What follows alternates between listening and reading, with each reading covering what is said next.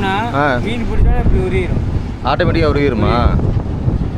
அப்போ நம்ம போகிற நேரம் அந்த கட்டை இருக்குல்ல, ஆமாம். கட்டை அப்படியே ரன்னிங் ஆகிடுது. அப்போ தான் தெரியும் நம்ம சப்போஸ் மீன் எடுத்துன்னு ஓடுறோம்.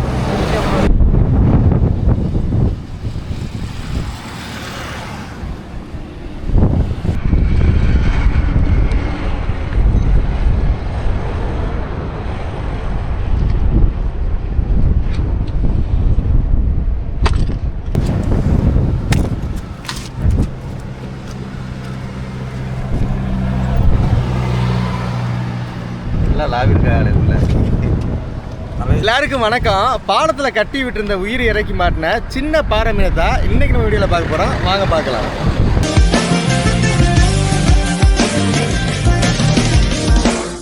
பாறை கலவா போன்ற பெரிய மீன்களுக்கு தூண்டி வீசும்போது கீழிய உயிரையா விட்டு இழுப்பாங்க. அப்படி இல்லைன்னா கட்டையை வச்சு தூண்டில் இழுப்பாங்க.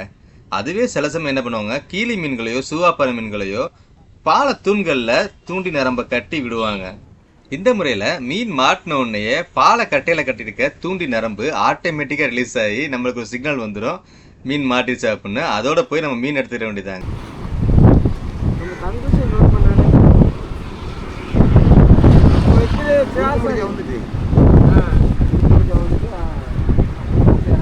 காற்றோட வேகம் குறைஞ்ச பாடலுங்க. அது பாட்டில் வேலையில வேகமாகவே வீசிக்கிட்டு இருக்கு. கடலும் கலக்கேறி இருக்கனால மீன்கள் சுத்தமா தெரியல.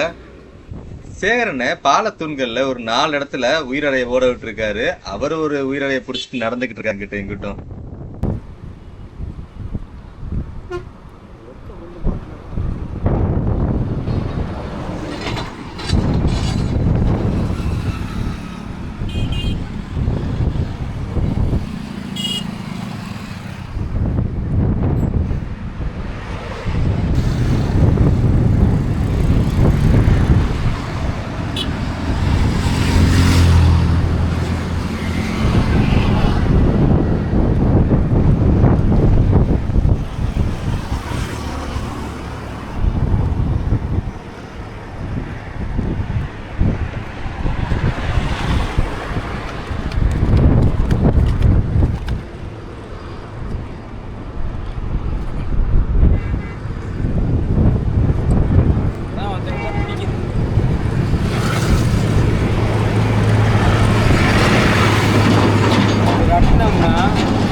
இப்படி கட்டினோம்னா மீன் பிடிச்சோன்னா இப்படி உரியிடும்.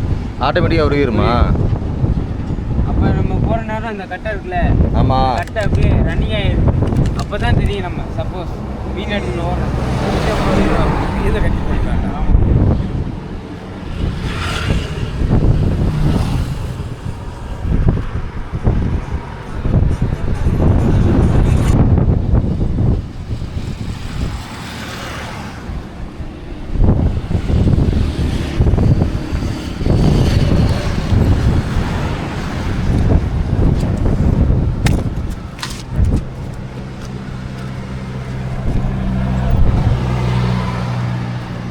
லாவிருக்கா உள்ள தலையில் எடுத்து